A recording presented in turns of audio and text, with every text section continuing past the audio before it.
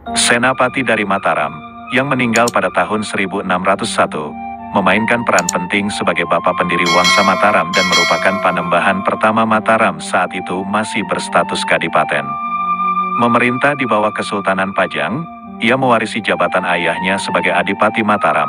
Namun, ketika Kesultanan Pajang mengalami kerusuhan, Senapati dengan gagah berani memerdekakan diri dan berhasil mengubah Mataram menjadi sebuah kerajaan berdaulat yang kuat. Setelah kepergiannya, keturunannya melanjutkan warisan tersebut dengan menggunakan namanya sebagai gelar dinasti. Menurut berbagai serat dan naskah sejarah seperti Serat Bauwarna, Serat Centini, dan Babat Tanah Jawi, Panembahan Senapati memiliki beragam nama kecil dan julukan, seperti Raden Bagus Dananjaya, Raden Ngabehi Saloring Pasar, Raden Ngabehi Salering Peken, Risang Sutawijaya, dan Danang Sutawijaya, yang kemudian dikenal luas.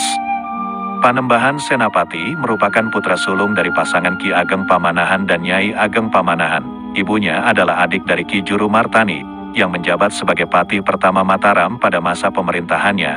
Sutawijaya juga diadopsi sebagai anak angkat oleh Sultan Adiwijaya dari Pajang karena ketidakberuntungan pernikahan Adiwijaya dan istrinya yang belum dikaruniai anak. Tempat tinggalnya di sebelah utara Pasar memberikan nama Raden Ngabehi Saloring Pasar kepada Sutawijaya.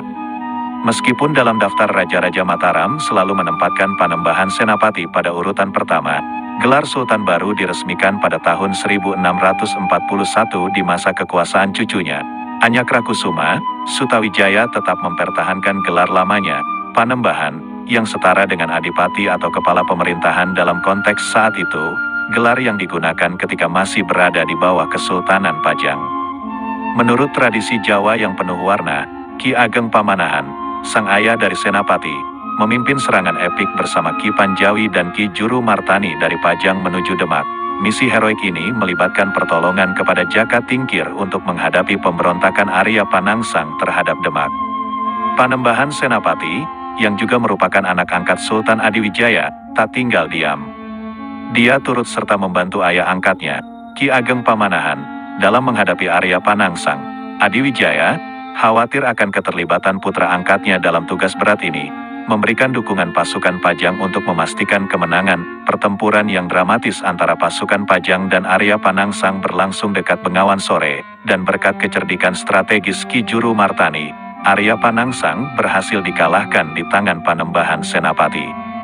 Ki Ageng Pamanahan, sebagai bentuk kesetiaan kepada Sultan Adiwijaya, diberi izin untuk mendirikan Tanah Perdikan di Mentaok, yang pada saat itu merupakan wilayah selatan Pajang.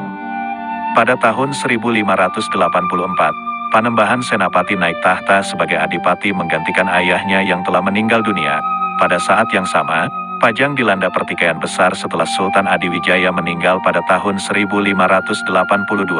Pangeran Benawa, pewaris Adiwijaya, digulingkan oleh Arya Pangiri, menantu Sultan Adiwijaya yang menjadi adipati Demak.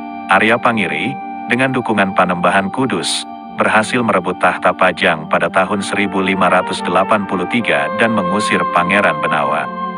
Inilah awal dari pembebasan Mataram dari pengaruh Pajang. Di bawah kepemimpinan Panembahan Senapati, Mataram mulai melancarkan kampanye militer melawan Pajang dengan tujuan membuat Mataram merdeka. Senapati dengan gigih mempersiapkan segala sesuatu, baik secara material maupun spiritual.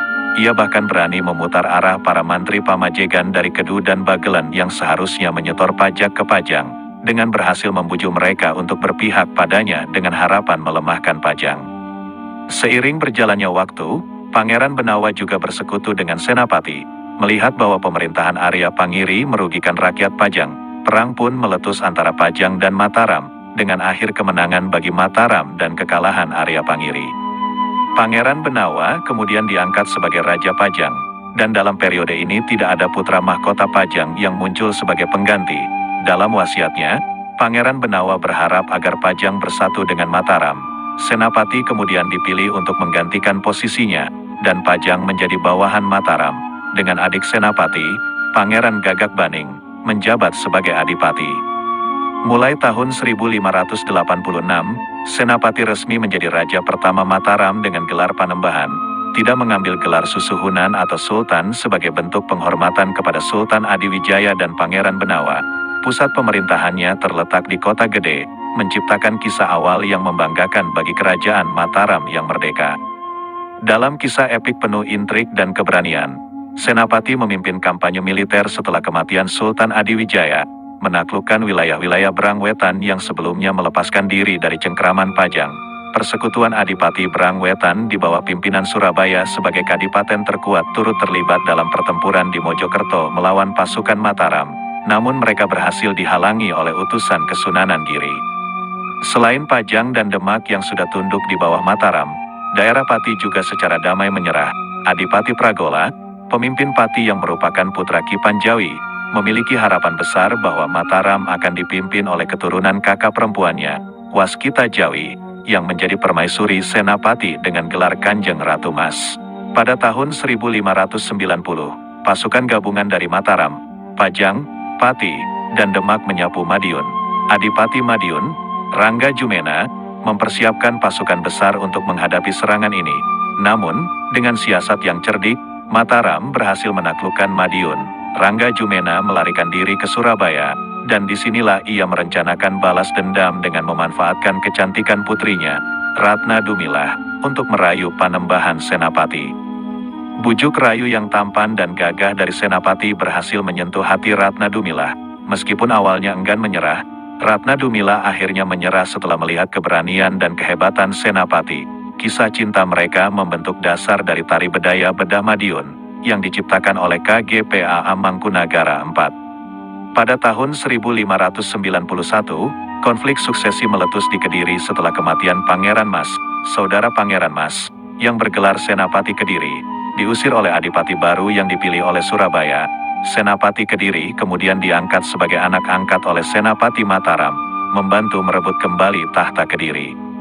Pada tahun 1595, Adipati Pasuruan bermaksud menyerah damai pada Mataram, tetapi niatnya dihalangi oleh Panglima bernama Rangga Kaniten. Melalui pertempuran tanding, Senapati berhasil mengalahkan Rangga Kaniten, dan akhirnya Adipati Pasuruan menyatakan tunduk pada Mataram. Pada tahun 1600, Adipati Pragola dari Pati memberontak karena pengangkatan Ratna Dumilah sebagai permaisuri kedua Senapati. Perang pecah di dekat Sungai Dengkeng, dan pasukan Mataram di bawah pimpinan langsung Senapati berhasil meredam pemberontakan tersebut. Danang Sutawijaya alias Panembahan Senapati akhirnya meninggal pada tahun 1601 di Desa Kajenar. Gelar Panembahan Sedaing Kajenar diberikan sebagai penghormatan, dan dia dimakamkan di Komplek Pasarean Mataram. Penerusnya sebagai raja adalah Anyakrawati, putra Senapati dengan Kanjeng Ratu Mas atau Waskita Jawi, putri dari Ki Panjawi, melanjutkan legenda keberanian dan kepemimpinan Mataram.